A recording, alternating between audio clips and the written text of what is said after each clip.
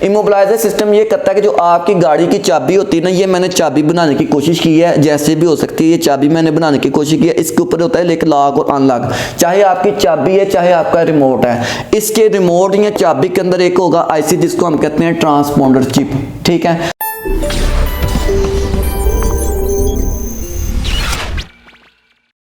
अस्सलामुअलैकुम दोस्तों, उम्मीद करता हूँ आप तमाम लोग ऐसे होंगे। अल्लाह पाक आपको अपने ईमान में रखे। आप देख रहे हैं ऑटो के यूट्यूब चैनल। दोस्तों, जिन लोगों ने अभी तक चैनल को सब्सक्राइब नहीं किया उन तमाम लोगों से गुजारिश करूंगा चैनल को सब्सक्राइब कर लें और बेल आइकन पर जरूर प्रेस कर दें ताकि आप तक आने वाली वीडियोस में आसानी के साथ पहुंचा सकूं। दोस्तों, EFE ऑटो इलेक्ट्रिशियन का कोर्स अकेडमी के अंदर भी प्रॉपर तौर पर क्लासेज हो रही हैं और जब भी मुझे टाइम मिलता है वक्तन फवक्तन कोई ना कोई वीडियो अपडेट कर देता हूँ ताकि जो लोग मेरे तक नहीं पहुंच सकते उन तमाम लोगों तक इन्फॉर्मेशन पहुंच जाए। अब करते हैं बात जनाब, ये काम कैसे करता है इमोबिलाइजर सिस्टम। ठीक है, इमोबिलाइजर सिस्टम ये करता है कि जो आपकी गाड़ी की चाबी होती है ना, ये मैंने चाबी बनाने की कोशिश की है, जैसे भी हो सकती है ये चाबी मैंने बनाने की कोशिश की है। इसके ऊपर होता है लेक लॉक और अनलॉक, चाहे आपकी चाबी है चाहे आपका रिमोट है, इसके रिमोट या चाबी के अंदर एक होगा आईसी जिसको हम कहते हैं ट्रांसपोंडर चिप।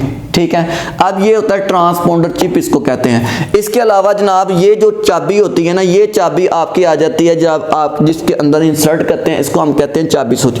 जिसके अंदर आप चाबी को एंटर करके आप गाड़ी का स्विच ऑन करके गाड़ी को स्टार्ट करते हैं, इसको हम कहते हैं चाबी स्विच। चाबी स्विच के अंदर आप चाबी को इंसर्ट कर रहे हैं। ठीक है, उसके बाद आता है जनाब चाबी को आपको तो पता है, आप पहला स्विच ऑन करेंगे हाफ स्विच, फिर फुल स्विच, फिर गाड़ी को स्टार्ट करेंगे, यानी कि ये गाड़ी का सिस्टम। अब इस स्विच के ऊपर ना एक होता है जनाब, इसको एक शीशा नुमा गोल नुमा लगा होता है जिसको हम कहते हैं एंटीना कॉइल, इसको हम कहते हैं। ठीक है, एंटीना कॉइल इस स्विच के ऊपर लगा होगा।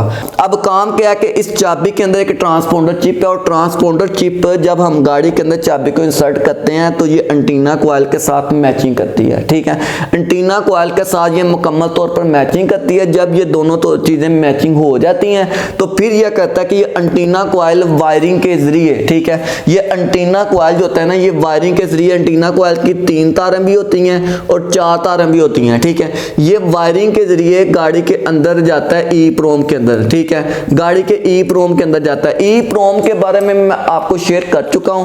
EEPROM क्या होता है, इसकी मैंने प्रॉपर तौर पर एक वीडियो बनाई हुई है, ये कैसे काम करता है। तो मैं शॉर्टकट तरीके से आपको बताता हूं कि ये मेरे पास एक एयर बैग की किट है। तो जो एयर बैग की किट के अंदर EEPROM होगा तो उसके अंदर एयर बैग की फाइलें मौजूद होंगी। इसके अलावा मेरे पास ये है EPS की किट, इलेक्ट्रॉनिक पावर स्टीयरिंग की किट है। तो इसके अंदर अगर EEPROM है तो जनाब इसके अंदर EPS की जितनी भी फाइलें मौजूद होंगी वो EEPROM के अंदर होंगी। इसके अलावा ये मेरे पास ABS है, anti lock brake skidding system, और गाड़ी के अंदर जो ABS की मुतलका फाइलें होती हैं ना वो सारी इसके अंदर होंगी। और गाड़ी के अंदर अगर मीटर है तो मीटर के अंदर भी EEPROM होगा, यानी कि EEPROM के अंदर सारे सॉफ्टवेयर की जो डेटा होता है गाड़ी का वो सारा EEPROM के अंदर मौजूद होता है। इसी तरह गाड़ी के जो कंप्यूटर होता है, कंप्यूटर के अंदर जो EEPROM होता है, ठीक है, उसके अंदर फाइलें होती हैं इमोबिलाइजर की, गाड़ी की सिक्योरिटी के हवाले से जितनी भी फाइलें होती हैं उस EEPROM के अंदर आपको मिलती हैं। ठीक है, अब बात करता हूं यहां पर, जब एंटीना कॉइल ने सिग्नल, ट्रांसपोंडर चिप ने एंटीना कॉइल से सिग्नल ले लिया और मैचिंग कर ली तो फिर इसने वायरिंग के जरिए EEPROM को अटैच करना है। EEPROM ने क्या काम करना है, इसने जनाब आपके इमोबिलाइजर की किट की मदद से आपका फ्यूल पंप, सल्फ और कॉइल, कुछ लोग इख्तलाफ करते हैं कि वो एंटीना कॉइल की तारें इमोबिलाइजर के अंदर किट के अंदर जाती हैं और इमोबिलाइजर किट के अंदर EEPROM के अंदर जाती हैं। आप इस तरह भी समझ सकते हैं कि ये एंटीना कॉइल की तारें इमोबिलाइजर किट के अंदर भी जाती हैं और यहाँ से EEPROM डिटेक्ट होता है और कंप्यूटर आगे जाके इन चीज़ों को